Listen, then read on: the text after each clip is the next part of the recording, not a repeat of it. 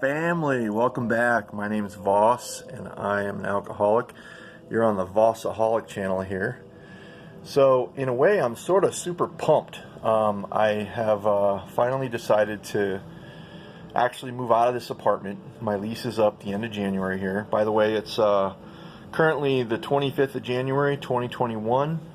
Packing up, moving out of my place.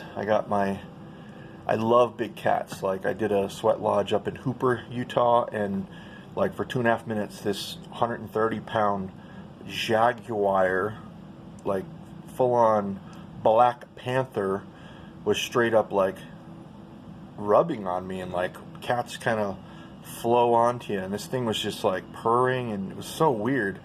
But I asked the Indian chief in between our 45-minute sessions. We had like little 15-minute breaks, and I was like, well, after the second session, I'd held that question in. I didn't really want to speak. I didn't feel I had any sort of stature or clout in that group, but I was confident enough to ask that question, and people kind of chimed in and they said, "Hey man, that's your spirit animal." But it makes sense. I'm gonna fix this tooth because I'm half dentist here. Rugby. So I got some good pearly whites there.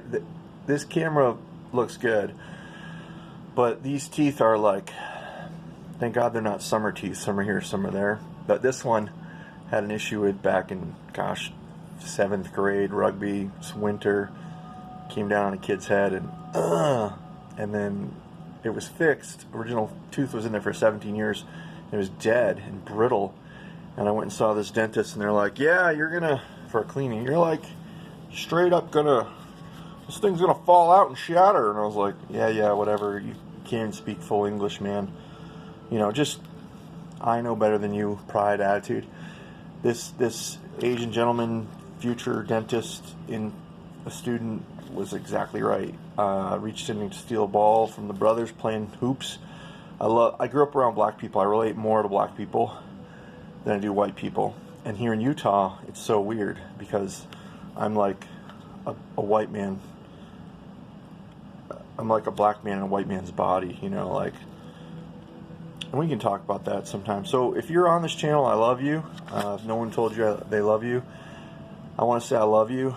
And I try to keep it unconditional love. I just rebuked my beloved on something, and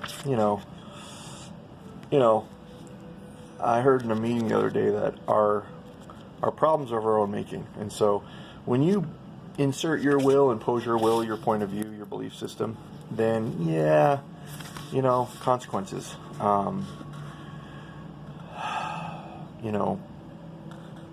Feels like pain and suffering.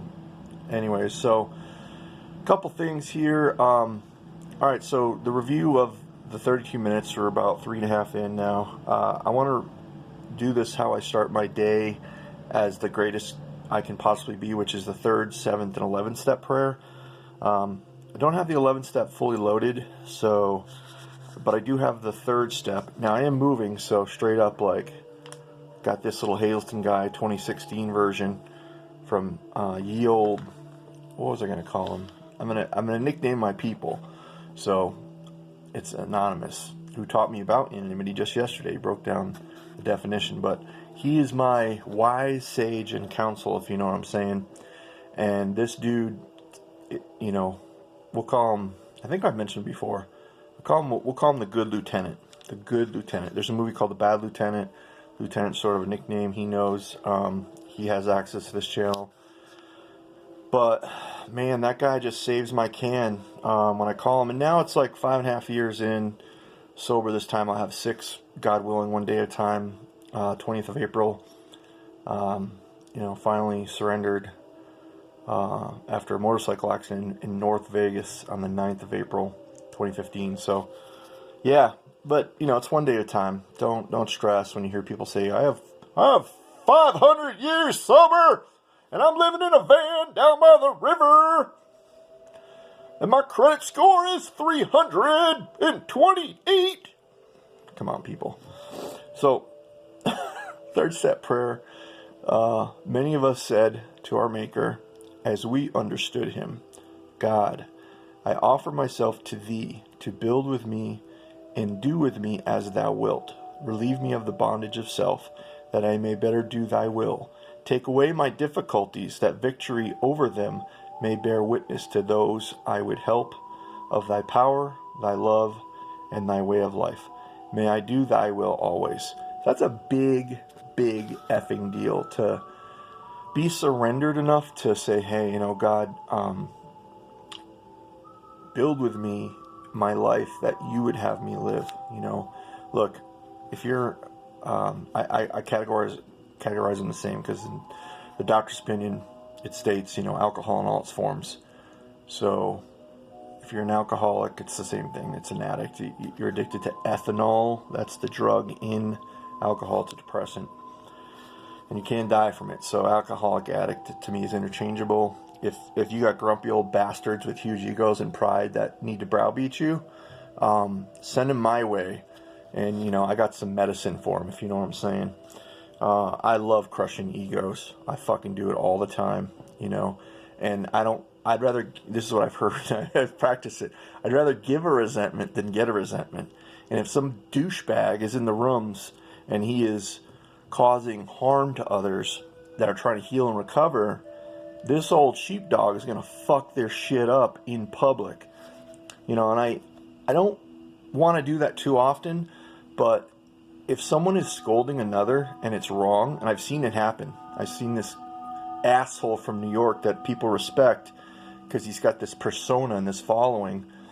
It's like principles before personalities. If you need to fucking crush this girl's ego for your own insecure pride, you're a fucking D-bag and a half. And, you know, I don't want what you have. And that's not, I don't believe that's what we do. You know, and it says contradictory that we cease fighting all things and all people. Anger is a dubious luxury of normal people, you know. But I have seen the healthier aspects of speaking up for the weaker new person that is new and doesn't need to be run off, you know. Especially a female. This fucking asshole to a female. Like, what the fuck, are you fucking retarded? So, you know, that's the other side of me. New Englanders, we're brutal. You know, we're brutal. I'm out here in the West, Utah. People they have this really nice, easy tone filter, and they're really nice to your face and nasty behind your back, and, you know, they'll fucking smear campaign you. Alright. So, I'm not saying do that, but recognize that when you have some time and it's appropriate, maybe defend somebody if they're getting publicly humiliated and shamed in public in our rooms. You know, I can't stand that. I'm half ginger, so, you know, the joke is half a soul, but alright, so the 7-step prayer, and this is probably why I need to read the 3rd-step prayers, because of this pride ego that I have to do a self-check-in on. So the 7-step prayer, when ready, we may this is next level stuff. When ready, we say something like this: my Creator. So it's not like you have to say it this way, you know. I mean, God, I think that's where everybody ran from religion, especially in this town, man. Everyone just is like shoved and crammed down their throat religion, and browbeaten and forced, and that's why you have such severe addiction in this place. Salt Lake City, Utah. Come on now.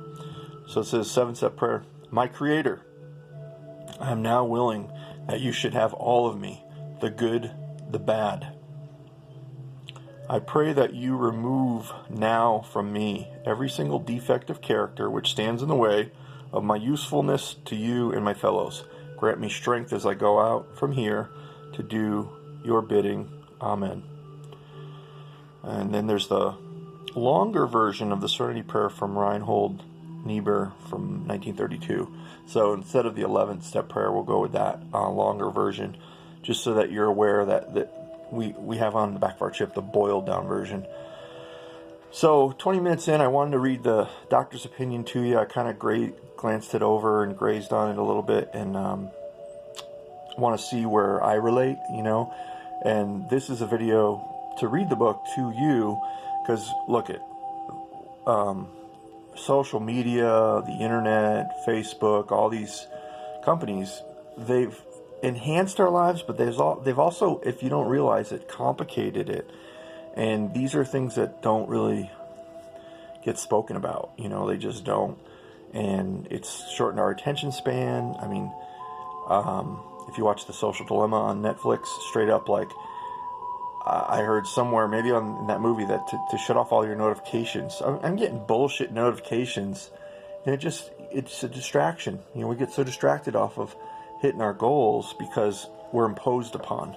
And understand that we are imposed upon due to our phones and our notifications and our 3,000 apps. So the Serenity Prayer: God grant me the serenity to accept the things I cannot change, courage to change the things I can, and the wisdom to know the difference.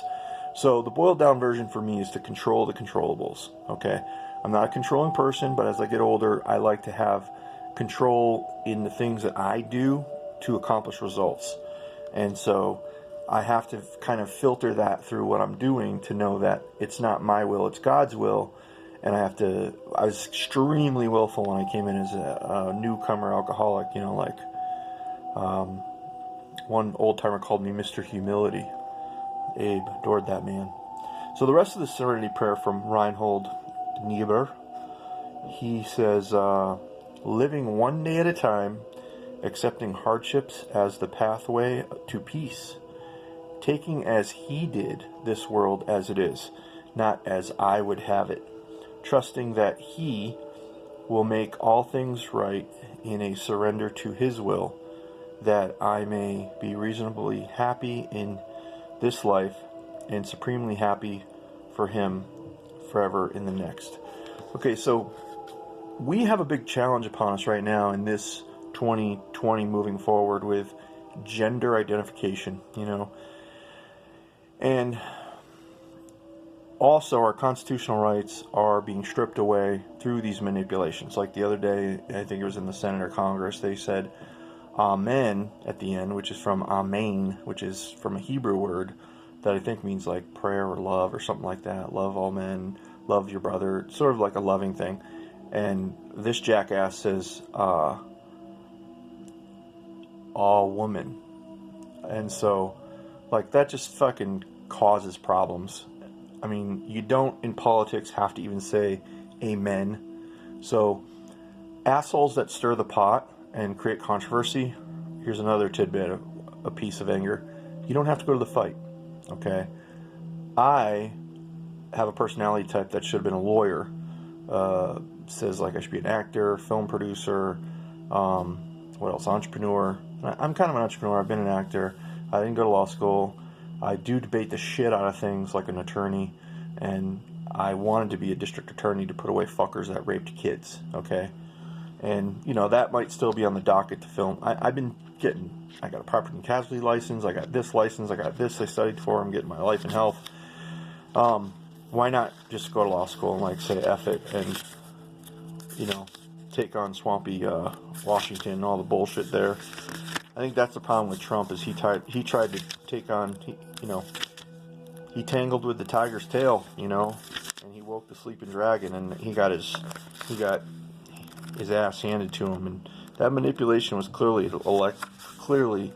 just so you know, like, the shit that I am privy to gets taken down immediately, because it's the truth. And when you're young and defiant, and you have a set way, and you believe you can change the world, which a lot of us do, we want to change the world, make it better, but if you're changing it to what you believe, and you're imposing your will on others, you're just another douchebag, that's imposing your will, and you got to be careful, So we got 14 minutes left, so we're going to chew on this. Dr. Bob's Nightmare. A co-founder of Alcoholics Anonymous. Hold the mic. So, gotta give a shout out to two of my mentors that I follow. I mean, I've watched hundreds of hours of their stuff. So, Wes Germer, if you're out there, you ever see this, man, miss ya, don't know what you're going through. You seem a little uniquely different on some of your podcasts from maybe something that you might be sipping on, to put it that way. I know you said you're part Native American. I think I might be too, and that's a big problem with that and Irish people. So I got the double whammy. You know, we should be drinking about half our body weight in ounces of water a day. That's what I'm going to go for. I'm like 270. I got my winter coat on, literally. And so where I'm at, if you get a hold of this, because of the election, the manipulations, because of me becoming who I am, aging to be this person that wants a large yard, land, acreage even, you know, to get 5 acres outside a major city is going to be a task. There's a huge boom going to Texas right now. All these 4 major companies, Tesla, they jumped over to Austin, HP, Hewlett Packard, and I'm sure other smaller companies, tech companies will follow. Austin's got a tech scene.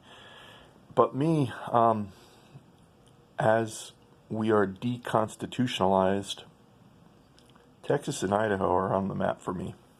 So I don't know if I would make my money in Texas, hopefully find a family, raise the kids for 20 years, and then go off-grid in Idaho or Canada.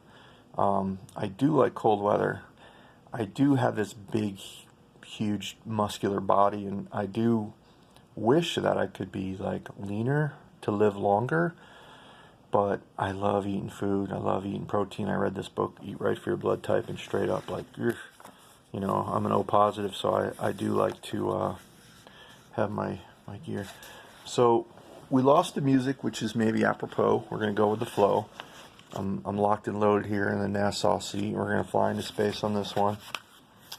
And yeah, just I turned around the Lazy Boy big comfy reading chair so that I could be lit well naturally. All right, so we're gonna do some work. Let's do some work. All right. So, like, I haven't read this in a while, and this is because the culture in AA here in Salt Lake, they all read to their sponsees. You know, I think it's epic, and I don't necessarily want to do that with my time one-on-one. I'd rather have someone who's crawling the walls in sobriety, in like a sober living or whatnot, just chew on these for a half hour, and it's sort of like, you know, Voss's Audible 101. So, Dr. Bob's Nightmare. Alright. Man, I'm glad I'm moving out. My neighbor upstairs, we'll call her Vodka. We'll call her V for vodka. Love thy neighbor, right? But when they're a fucking alcoholic, in their cups, defiant, don't want your help, fucking loud with their Lazy Boy, just slamming the thing, angry all hours, slamming the thing, can't talk to them, just pray for them. When you have people like that, you gotta just pray for them. So I'm having a lighting issue right now. Okay, how are we gonna solve this? All right, I think we got it here. Dr. Bob's Nightmare. The co-founder of Alcoholics Anonymous, the birth of our society dates from his first day of a permanent sobriety. Whoa. June 10th, 1935. So, look, I don't know how old he was. You know, maybe he was a grown-ass man like me. He was pushing 50 or 50s-ish, or prominent doctor in his 40s. I don't know. But some people when they come in, they just don't go back out, which is epic. So it goes on. To 1950, the year of his death, he carried the AA message to more than 5,000 alcoholic men and women, and to all these, he gave his medical services without thought of charge. Okay, so humanitarian much? In this prodigy of service, he was assisted by Sister Ignatia at St. Thomas Hospital in Akron, Ohio, one of the greatest friends our fellowship will ever know. So the meeting I go to, there's this guy, we'll call him Laughing Chipmunk Chuck. Laughing Chipmunk Chuck always is got this laugh, and it's contagious, and it's just a wonderful guy. He's a vet and just a great dude. And straight up, he was talking about being in Akron, Ohio. One of his sponsees was actually.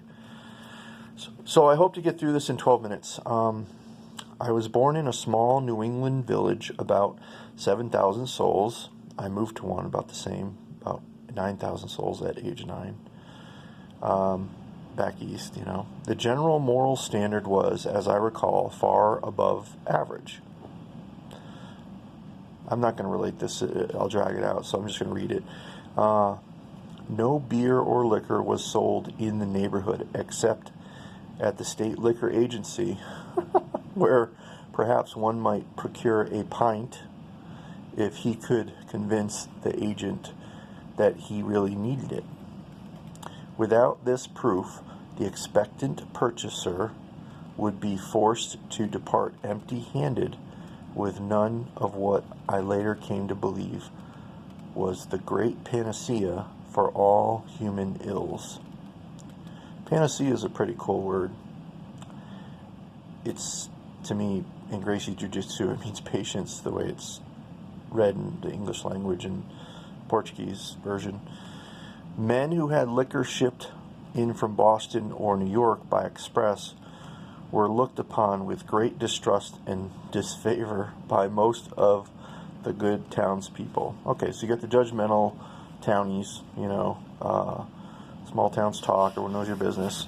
You got some over-the-counter cashier that judges whether you need the alcohol or not, which is culture. So that's the way they go. Maybe laws weren't, and maybe there wasn't an age. Maybe he was a young buck, 15, like me, trying to chase alcohol and steal or convince people to buy for you. Maybe he was trying to convince a young cashier, female or male, that he, I'm just trying to set the, what did it look like when he was trying to buy alcohol? And maybe he was a teenager, The town was well supplied with churches and schools in which I pursued my early educational activities.